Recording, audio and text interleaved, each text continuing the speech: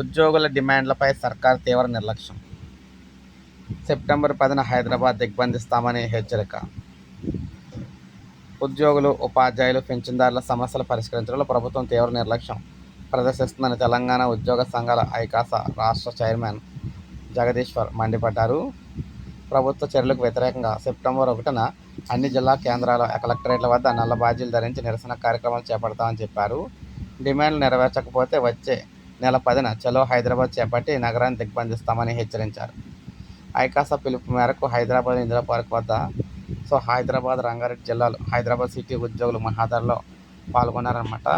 జగదీశ్వర్ మాట్లాడుతూ సీఎం రేవంత్ రెడ్డిపై ఉన్న గౌరవంతో ఇంతకాలం ఓపిక పట్టామని, మంత్రిమండలి సంఘంతో పాటు మంత్రులు, ఉన్నతాధికారులను కూడా కలిసి నా సమస్యలు పరిష్కారం కావడం లేదన్నారు. కరువు భత్యం బకాయిలు మొత్తాన్ని మంజూరు చేయాలని, నూతన ఆరోగ్య బీమా పథకం సమర్థంగా అమలు చేయాలని, పెండింగ్లోని సిపిఎస్ రద్దు, ఇతర సమస్యలు వెంటనే పరిష్కరించాలని డిమాండ్ చేశారు. సెక్రటరీ జనరల్ శ్రీనివాసరావు ప్రసంగిస్తూ పీఆర్సీ అమలు, డిఏ బకాయిల కోసం ప్రభుత్వానికి ఎన్నిసార్లు మొరపెట్టుకున్నా చలనం లేదని విమర్శించారు.